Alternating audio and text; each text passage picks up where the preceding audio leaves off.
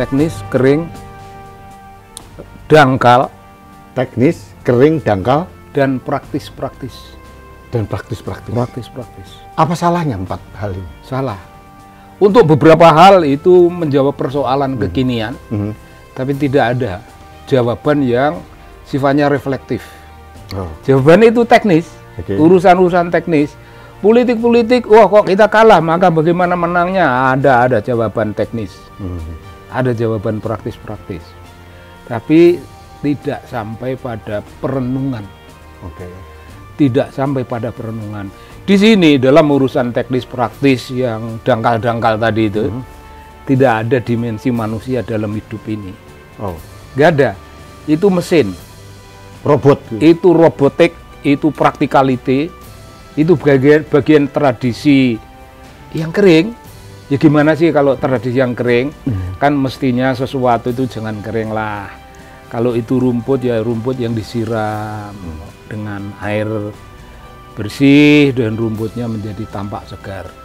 Itu tidak ada dan kita tidak perlu mengeluh tentang itu. Kebudayaan ini, peradaban kita ini tidak mengeluh tentang itu. Yang praktis itu sudah cukup.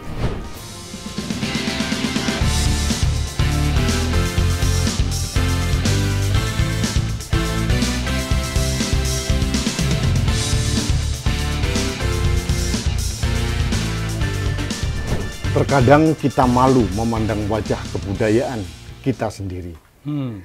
Dalam semangat melawan korupsi, semangat yang masih mengepul dan menjadi harapan terbesar masyarakat, kemunafikan muncul di sana-sini. Pejabat tertinggi kerap melindungi anggotanya yang korup. Ini kebiasaan terkutuk di mata masyarakat, tetapi menjadi tradisi agung di kalangan pejabat. Pejabat korup yang seharusnya diganti tak jadi dicopot dari jabatan. Mereka mengira alasan-alasan di balik itu semua masih merupakan rahasia di kalangan birokrat sendiri. Mereka tak menyadari di republik yang terluka parah ini tak ada lagi barang yang bernama rahasia. Sahabat Indonesia, ini isi yang ditulis oleh budayawan kita Muhammad Sobari. Dan ini saya kutip dari buku beliau, judulnya Makamkan Dirimu di Tanah Tak Dikenal. Ini salah satu kumpulan isi dari Muhammad Sobari. Banyak lagi isi-isi yang lain, ada novel The President. Kemudian ada lagi disertasi perlawanan politik dan politik petani tembakau di Temanggung. Wah, ini menarik ini. Nah, dan ada lagi. Nah, itu. Ini Tikuse. Podong Hidung. Hidung itu bernyanyi. Kemudian ya ini ada lagi Penunggang Kuda Dalam Kegelapan. Nah, ini banyak sekali buku-buku beliau dan alhamdulillah saya dihadiahi oleh beliau. Terima kasih Mas Sobari. Siap. Ini saya kembali sowan ke rumah beliau di daerah Jakarta Barat. Kembangan. Selain saya memang minta buku-buku beliau karena saya suka membaca, saya juga minta disuguhi pisang rebus. Ini kesukaan saya. Nah, sahabat Indonesia, dalam podcast kali ini saya akan mengajak Anda untuk mendengarkan pencerahan wawasan dari seorang budayawan yang semua tahulah di Indonesia ini, Muhammad Sobari, tentang bagaimana sastra itu diperlukan dalam tata berkebudayaan dan tata sosial di masyarakat Indonesia. Mas Sobari, terima kasih. Pertama, rawuh pun saya sowan diterima, kemudian dengan baik. Wah, alhamdulillah, bukunya luar biasa dan suguhannya tetap maknyus.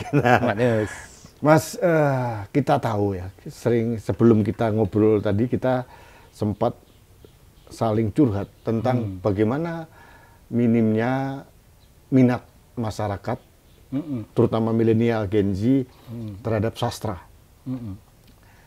Literasinya pun rendah, bukan hanya sastra, apalagi sastra. Sangat rendah, ya. Ini sangat mempunyai pengaruh yang luar biasa dalam tata sosial kemasyarakatan kita sekarang. Nah, Mas Sobari melihat seperti apa kondisi sekarang? Teknis, Teknis. kering, teknis, kering, dangkal, Teknis, kering, dangkal, dan praktis-praktis. dan praktis-praktis. Praktis-praktis. Apa salahnya 4 hal ini? Salah. Untuk beberapa hal itu menjawab persoalan kekinian, tapi tidak ada jawaban yang sifatnya reflektif. Oh, Jawaban itu teknis, Oke. urusan-urusan teknis. Politik-politik, wah kok kita kalah, maka bagaimana menangnya? Ada jawaban teknis. Ada jawaban praktis-praktis. Tapi tidak sampai pada perenungan. Oke. Tidak sampai pada perenungan. Di sini dalam urusan teknis praktis yang dangkal-dangkal tadi itu, tidak ada dimensi manusia dalam hidup ini. Oh, Nggak ada. Itu mesin, robot. itu robotik, itu practicality, itu bagian tradisi yang kering. Ya gimana sih kalau tradisi yang kering? Kan mestinya sesuatu itu jangan kering lah. Kalau itu rumput, ya rumput yang disiram dengan air bersih dan rumputnya menjadi tampak segar. Itu tidak ada dan kita tidak perlu mengeluh tentang itu. Kebudayaan ini, peradaban kita ini tidak mengeluh tentang itu. Yang praktis itu sudah cukup. Oke, tapi gini, oke. Teknis, praktis, kering, dangkal tadi. Dangkal. Nah, ini kan outcome. Ya. Nah, ini penyebabnya kenapa? Kok bisa sekarang generasi sekarang ini kok hanya fokus ke teknis, praktis, kering, dangkal, dan kurang reflektif menurut Mas Sobari? Penyebabnya apa? Tidak suka membaca. Oh, oke. Lebih khusus tidak membaca sastra. Apa pentingnya membaca sastra? Penting. Sastra penting. Karena belajar sastra, kita tiba-tiba belajar menyintai sesama. Tetangga kita dari etnis yang lain sama sekali, yang tidak berbicara dalam tradisi kita, tidak berbicara dalam bahasa kita, tidak menjejaki kearifan-kearifan kita. Mereka punya sendiri itu. Kita menjadi dua fenomena yang berbeda. Kita tidak punya panggilan untuk belajar tentang yang lain. Yang kita pelajari ya kita, yang agung ya kita. Masa kita nggak pernah tahu orang Batak itu yang sebenarnya bagaimana? Keagungan orang Batak itu bisa tidak kalah dengan keagungan orang Jawa yang disebut dengan apa namanya budaya adiluhung. Orang Batak tidak pernah menyebut adiluhung, pun etnis-etnis yang lain. Tapi apakah orang-orang lain itu kalah dari adiluhung Jawa? Kagak sama sekali. Nah itu kerugian sangat besar. Buat kita semua ya? Buat bangsa. Seluruh bangsa. Ya. Tumbuhnya Mas, bangsa. Nyun Sewu, kalau Mas Sobari melihat ya, fenomena degradasi menurunnya minat baca ini, mulai kapan ya? Keluhan kita sudah lama itu Mas. Orang-orang di dunia sastra ngerti betul betapa sangat rendahnya minat baca masyarakat. Karena hanya sastrawan lah tempo hari yang selalu ngecek apakah minat baca itu cukup untuk kita menerbitkan suatu buku. Misalnya terbitkan pun itu paling banyak 5.000. Itu indikatornya itu Mas ya? Indikatornya itu 5.000 itu habis barangkali 10 tahun. Lalu terus sastrawan intisarinya mau mendapat apa namanya penghargaan dari mana kalau tidak dari pembaca. Nulis satu buku sastra ya 10 tahun udah habis. Itu habisnya di mana Mas? Di toko loak. Di toko loak itu banyak ya, yang di Keramat Raya itu dahulu. Lalu ada di jalan kalau di Jogja ya, tapi yang di Jakarta di jalan Surabaya, lalu ada Senen Raya dan pokoknya buku-buku yang dicetak sedikit itu habisnya di toko loak. Ya tragedi. Tragedi itu sebenarnya bukan sekedar tragedi kebudayaan, tapi ini tragedi kemanusiaan. Karena Mas, manusia gitu. Saya generasi yang besar di remaja tahun 80-an Mas. Saya waktu itu dianggap aneh karena saya membaca dan saya sangat paham tentang mulai Omar Khayyam, terus kemudian mulai Ahmad Tohari, terus Mas Sobari sendiri, terus kemudian Romo Mangun gitu ya. Karena saya melihat di situ saya bisa mengolah rasa sebagai dan mempelajari manusia, tapi bagi lingkungan terdekat saya dianggap aneh gitu loh. Nah, ternyata alhamdulillah Mas, apa yang saya lakukan karena saya mengumpulkan novel-novel seperti ini nurun ke anak saya itu. Jadi anak saya senang membaca juga. Itu otomatis. Jadi malah dianggap lebih aneh lagi ya, karena anak saya kan generasi milenial nih Mas. Bukan, ya milenial lah, milenial akhir gitu. Jadi, nah saya agak bingung ini. Kalau kita, bukan berarti kita mempersalahkan ya Mas. Kalau kita mengevaluasi, kenapa ini ya fenomena ini bisa terjadi? Negara kurang berperan, orang tua kurang berperan, atau society, atau mungkin sastrawan sendiri kurang memberikan edukasi? Agak banyak renik-renik persoalan kecil-kecil yang memberi kontribusi terhadap itu. Akan tapi yang namanya kesalahan besar itu ada di kebijakan pendidikan. Di dalamnya tidak pernah diikutsertakan sastra. Ketika mulai kapan itu Mas? Itu generasi sesudah saya. Di zaman saya masih ada pendidikan sastra di SMP. SMP. Tapi di SMA udah nggak ada lagi. Barangkali tidak ada lagi. Meskipun kami punya buku sastra di perpus, tapi itu sebagai pendidikan yang formal, itu tidak ada. Itu tidak ada. Dan di sana sebenarnya kehidupan bangsa itu mulai mengering. Tapi tidak dirasakan oleh mayoritas. Yang bisa merasakan golongan elit tertentu. Elit di bidang pendidikan. Dan merasakan itu. Budayawan juga merasakan begitu juga ya? Ya barangkali itu termasuk. Ya, itu merasakan. Kita itu makin kering, makin tidak ramah kepada orang yang bukan kita. Dan kita berbeda pendapat, itu langsung itu semacam permusuhan. Generasi di atas kita tidak. Beda pendapat itu resep kehidupan. Itu konsumsi hari-harian. Sebagai contoh, saya melihat dan membaca bagaimana pertentangan perbedaan pendapat antara Soekarno dengan Syahrir. Itu kan tajam sekali. Tapi mereka tetap berteman, gitu. Tetap bersahabat. Sama Bung Karno, Bung Hatta. Perbedaan, tapi kan persahabatan mereka tidak pernah lekang gitu. Itu yang menurut Mas Sobari yang lihat bahwa mereka adalah orang-orang yang produk pecinta sastra gitu. Iya. Untuk produk pendidikan yang namanya humaniora. Itu kerennya begitu. Ya humaniora tidak hanya sastra, tapi yang paling penting itu sastra. Humaniora tentu ada sejarah ya. Tentu ada Mas, generasi milenial sekarang mungkin tidak tahu lagi siapa itu Sultan Takdir Ali Sabari. Enggak, untuk Armin apa? Pani, Sanusi Pani. Untuk apa tahu? Yang penting itu aku. Aku dengan gadget. Persoalan dunia ada di sini. Dan aku konsal hanya dengan ini. Kalau dulu itu ada, Bung, satu buku yang diberi judul keren. Buku-buku yang mengubah dunia. Toh isinya macam-macam itu. Ada psikologi, ada Marxisme dari pikiran-pikiran Karl Marx, dan ada pikiran-pikiran politik, bahkan Newton ada segala ada di situ. Tapi itu himpunan dari manusia-manusia yang berpikir dan pikirannya mengubah dunia. Ini nggak ada keluhuran ini menjadi bagian dari pesona kita. Kita ndak punya pesona apa-apa. Tidak terpesona, enggak. Hidup itu teknis, kering, praktis, dangkal. Dan di masyarakat kita itu berlangsung satu komunitas pemuja kedangkalan. Iya benar, serius.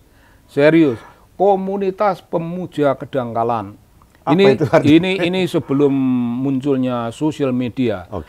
Dengan munculnya sosial media itu lebih dangkal lagi, lebih parah. Tapi itu dulu itu dalam TV, acara TV kan. TV itu meringkas apa yang sudah ringkas dari media cetak. Diringkas lagi. Diringkas lagi di situ karena tidak mungkin kan ditampilkan tambah secara dangkal lagi dong. Ya, itu lebih dangkal lagi. Dan kalau kita diskusi, kita diskusi tentang berbagai hal. Itu nanti itu moderator itu mesti anak muda yang namanya kita menyebutnya itu aktor atau aktris. Selalu ada itu. Padahal persoalannya ini ngomong tentang manusia dari sudut antropologi. Serius. Ngomongnya serius dan menuntut kedalaman. Nah, Mas, forum-forum seperti itu ya untuk memahami, mendalami tentang kebudayaan, sastra, tentang manusia dan sebagainya itu saya kok melihat jarang sekali ya ada gitu loh.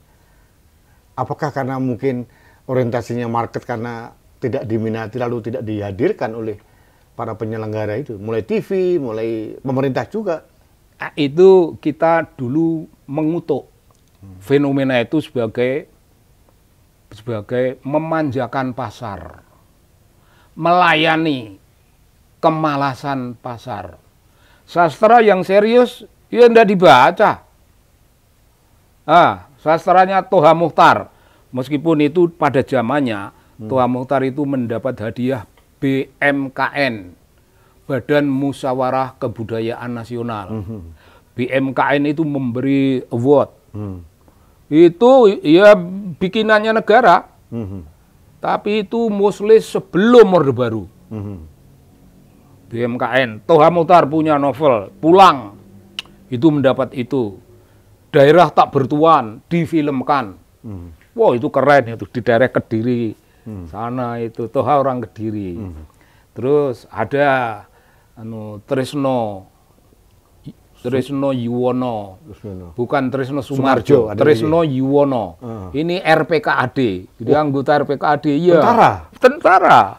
Dan cerpen-cerpennya keren luar biasa. Satu novelnya itu Pagar Kawat Berduri. Itu juga difilmkan, itu zaman. Meskipun kalau dari sudut pandang sekarang itu sudah kuno. Ya sudah kuno, tapi di zaman kuno sana dia memberi pencerahan pada manusia, memberi manusia dua dimensi dalam kehidupan, yaitu kepandaian dan wisdom. Bung, kalau dunia ini diringkas jadi dua itu, orang diberi sebuah masyarakat memiliki kepandaian, itu artinya keterampilan di bidang apa saja ada, lalu punya wisdom. Akhirnya mereka nanti bisa mengkritik keterampilan yang mereka miliki itu sebagai sesuatu yang ini ternyata itu kita menuju kepada kekosongan, useless. Karena wisdomnya yang bisa bicara gitu. Nah, terus bagaimana? Mari kita melakukan reproduksi budaya. Lalu itu tumbuh dalam dunia akademik itu knowledge production. Munculnya knowledge production ditambah kesadaran di masyarakat bahwa kita sedang menuju kepada nothing, kepada sesuatu yang tidak akan memberi kenyamanan hidup bersama. Lalu gimana? Mari kita hentikan ini, kita membuat produksi yang lain lagi yang bisa langsung menuju kepada ya keadilan bersama. Kalau kita punya harga, tentu saja kita bisa mempackage. Ada yang harga mahal, ada yang harga murah. Dan yang harga murah itu yang disebut mekanisme keadilan yang dicipta bukan oleh pemerintah, tapi oleh masyarakat. Oleh praktek kerja, praktek hidup sehari-hari, itu ada mekanisme. Dan saya memperhatikan agak seksama, Bung. Kita ini belum bisa menciptakan keadilan, ya toh? Pemerintah belum bisa. Tapi puji syukur, alhamdulillahirabbil alamin. Masyarakat itu tidak mendapat keadilan itu tidak apa-apa, karena nyatanya mereka bisa senang. Mari kita kasih contoh, Bung. Tukang sampah, lalu mungkin tukang sepatu, sol, duduk bersama-sama di suatu siang lagi panas-panas. Sebelah sono ada tukang rokok, ada tukang kopi. Satu membeli rokok, cuma 3 gelintir untuk 3 orang. Satu membeli kopi, ing sono. Tadi yang rokok sendiri, neraktir 3 orang. Yang kopi ndak usah banyak, beli 1 gelas, 1 cangkir, kok 1 gelas gede, cangkir kecil. Minum rame-rame. Seruput yang beli, terus silahkan nyuruh seruput. Mengapa tidak ada keadilan sosial, tapi rakyat punya rasa senang? Happiness itu terjadi bukan karena keadilan. Happiness itu terjadi karena sikap nerimo terhadap hidup. Nah, ini muncul seluruhnya ini dari dunia sastra. Karena dunia sastra itu, Bung, bagi saya, sastra itu satu-satunya ilmu pengetahuan. Kalau sastra dianggap ilmu pengetahuan yang diajarkan di sekolah maupun di universitas. Sastra satu-satunya ilmu pengetahuan yang berbicara tentang the language of humanity. Hukum ngomong apa? Kan keadilan kan domain dia, tapi hukum ya terbiasalah mengoyak-ngoyak keadilan. Ilmu ekonomi, ilmu rebutan itu. Ilmu rebutan. Tidak menyentuh pada kemanusiaan, tidak. Ilmu politik, sudah dari sananya politik. Mas, saudara, ya. Ada tahun 80-an, 90-an akan ada fenomena cerpen. Banyak majalah membuat cerpen, termasuk ada namanya Anita Cemerlang waktu itu. Itu anak muda nulis cerpen. Termasuk saya dulu sering ngirim, Mas. Nah, kemudian ada juga novelis. Ada Enad ini agak lama ya. Lebih tua lagi. Lebih tua lagi. Ada yang baru seperti tadi Ike Supomo. Kemudian ada Larus. Kemudian ada lagi yang ngepop itu apa yang beranak dalam kubur itu, novelnya siapa itu? Bukan, bernafas dalam kubur, dalam lumpur. Susana. Itu novelnya Ali Shahab. Motinggo Bushe, satu generasi dengan mereka. Dulu ada lagi novel yang populer sekali itu Edi D. Iskandar, gitu ya. Kalau Mas Sobari melihat munculnya novel-novel sastra pop seperti itu gejala baik atau gejala bagaimana? Gejala baik sekali. Guru-guru yang normatif, yang memarahi anak-anak yang membaca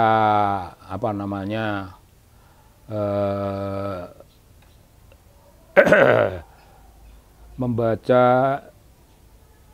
kisah-kisah yang gambar itu apa? Pamlet itu? Tidak ada.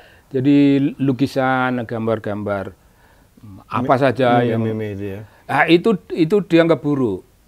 Pamlet gitu ya? Tidak pamlet ya. Ini ya sastra, tapi isinya itu cerita cergam, cerita bergambar. Komik gitu ya? Ya, komik. Komik itu barang jelek bagi dunia pendidikan ya. Bagi manusia cemerlang, manusia yang baru lahir generasi itu, yang punya wawasan, ya bagus. Kalau generasi kita ini anak SMP belum bisa membaca, maka anak SD haruslah itu dikasih bacaan. Saya ingat komik dulu ada Ganes TH, ada Teguh Santoso, betul, Teguh Esa. Itu yang Ali Topan. Yan Mintaraga. Nah, ini sekarang hilang, Mas. Hilang. Sastra pop juga hilang. Jadi fenomena Edi D. Iskandar. Nah, muncul lagi yang tahun 90-an seperti novel Ayat-Ayat Cinta. Itu fenomena apa, Mas? Kalau itu ya fenomena mengapa baru muncul atau apa? Baru muncul lagi. Tapi itu booming loh, Mas, di masyarakat. Booming. Itu pemikiran seorang penulis yang mencoba memberi jawaban atas pertanyaan masyarakat. Jawabannya apa? Sekarang ini masalahnya itu kita itu sedang romantiknya, sedang gila-gilanya kepada agama. Agama dalam kedangkalan ya. Dalam urusan yang dangkal-dangkal. Tapi itu juga agama, itu juga terhormat. Kalau tidak dimanipulasi. Nah, jawabnya ayat-ayat cinta. Tidak perlu mendalam-mendalam. Itu sudah bagus. Tapi itu kan tidak bersambung. Bukan salahnya si penulis. Penulis sudah menulis dan sudah menulis yang lain, tapi mengapa itu peradaban ini tidak menginginkan sesuatu yang lebih dalam, sesuatu yang lebih simbolik, sesuatu yang lebih menyentuh jiwa, sehingga kalau kita bicara mulai ayat-ayat cinta, kita mestinya lalu tumbuh dalam masyarakat itu suatu pertanyaan tentang iman. Iman itu apa? Oh, iman itu mari kita wujudkan dalam kebangsaan. Kalau kita rukun dengan semua etnis yang ada di Indonesia, itulah iman yang fungsional. Lalu menjadi seperti itu. Tapi itu diskursus itu tidak berlangsung, mengalami apa yang kita sebut itu disruption, keterputusan. Nanti akan tumbuh lagi, insya Allah akan tumbuh lagi. Tapi itu jangan dibiarkan nanti tumbuh sendiri. Mestinya dari pihak manusia itu ada sesuatu yang namanya usaha. Ya, sebutlah itu, sebutannya itu perjuangan kebudayaan. Nah, kalau kita bicara gitu, mengencourage orang untuk menumbuhkan tadi ya, itu kan kita mempunyai, Mas, negara itu mempunyai institusi di bawah pendidikan. kementerian namanya Dirjen Kebudayaan. Iya.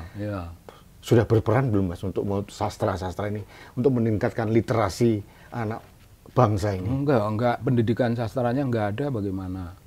Jadi Dirjen Kebudayaan itu tidak bisa ditaruh di depan. Dia supporting issues, supporting institution. Dan orangnya ya supporting human resource. Nah, ya hanya supporting itu, tapi mesti ada di atas ini kebijakan pendidikan. Nah, kita ini begini, Bung. Kalau kita punya kebijakan ilmu pengetahuan dan teknologi, maka kita akan bertanya, pengetahuan corak yang mana? Apakah pengetahuan yang otomatis di dalamnya itu menggalakkan keadilan dan kemanusiaan? Nomor satu. Nomor dua, bagaimana kebijakan teknologi? Teknologinya teknologi yang bagaimana? Nah, apakah itu juga mendekatkan pada keadilan dan kemanusiaan? Nah, kalau tidak, yang namanya kebijakan itu harus direstrukturisasi, direview, tinjau ulang, dan dibikin struktur baru. Tidak boleh. Mas Sobari melihat, kita kan luar biasa kaya nih kebudayaan Nusantara ini. Iya. Perlu nggak sih kebudayaan itu dalam satu kementerian portofolio tersendiri begitu? Nggak di bawah hanya pendidikan. Umpama di bawah pendidikan pun bagi saya tidak menjadi masalah asal bekerja. Asal bekerja. Ini kan pada nggak bekerja. Iya. Yang tidak, ya pada akhirnya Dirjen Kebudayaan tidak bisa apa-apa kalau menteri tidak punya kebijakan pendidikan sastra. Nah, Dirjen tidak bisa atau ngajari menteri. Menteri lah yang mesti punya kebijakan. Ini kita udah lama ini mengeluh tentang tidak adanya lagi pendidikan sastra di sekolah. Meskipun pendidikan sastra itu kalau kita tengok dengan seksama, itu masih juga bersifat teknis. Nah, apa teknisnya? Siti Nurbaya atau apa namanya, Siti Nurbaya, dia Siti Nurbaya dulu. Tenggelamnya kapal Van der Wits itu pernah difilmkan juga. Itu Buya Hamka. Nah, ya generasi itu subur. Minang adalah puncak-puncak peradaban. Ada tuh Sabanan Alwi itu ya, itu. Sabai Nanalui. Lalu ada banyak orang Minang ya, banyak. Minang puncaknya peradaban. STA itu orang Minang juga ya? Iya. Oke. Itu dahsyat itu. Nah, Armin Pane, Sanusi Pane, segala-galanya itu. Mas, satu tadi adalah dukungan untuk institusi kebudayaan untuk lebih berperan. Ya, mungkin kalau menurut saya harus lebih mengajak para sastrawan untuk menerjemahkan supaya generasi berikutnya ini nggak kering, nggak dangkal, nggak praktikal begitu. Nah, sekarang ini karena di kanal YouTube nih, Mas. Saran praktisnya, wah saya langsung praktis juga ini kepada generasi muda, ya, milenial dan Gen Z ini, Mas, yang lagi naik daun ini. Kan mereka kan mempunyai karakteristik yang spesifik, Mas. Nah, bagaimana supaya mereka senang dengan sastra ini? Karena ini luar biasa loh menurut saya. Sebetulnya banyak kalangan dari generasi milenial itu yang juga membaca sastra. Banyak.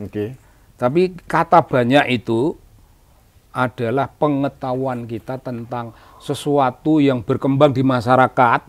Bukan di Indonesia keseluruhan, di masyarakat tertentu. Oh, di generasi muda di masyarakat sini ini pada melek sastra, anak-anaknya membaca sastra. Tapi kan tidak cukup itu. Sangat tidak cukup. Kalau kita lihat generasi anak-anak saya dulu membaca sastranya yang keren-keren. Baca sastra sufi, baca sastra dan sebagainya, dan merasa kaget. Bapak hidupku sudah berubah. Karena aku tadi membaca, maaf itu katanya itu dibaca oleh orang dewasa. Itu sastra sufi, tapi aku baca, makanya hidupku sudah berubah.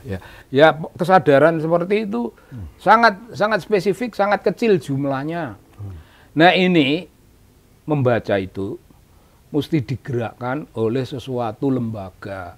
Sekolah-sekolah itu mesti punya perpustakaan, dan anak-anak mesti ya agak dibimbing oleh guru sastra. Jadi guru sastra ini begini, mari.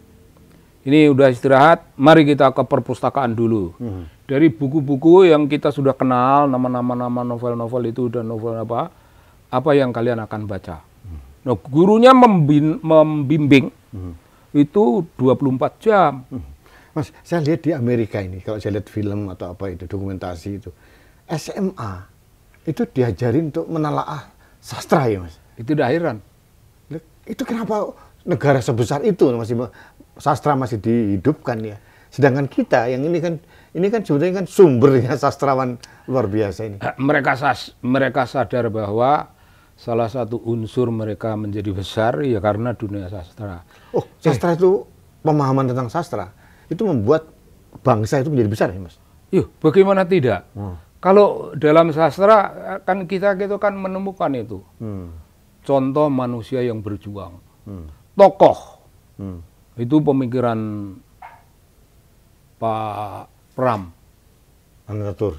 Pak Pram itu di semua novelnya, intisarinya itu membicarakan perjuangan.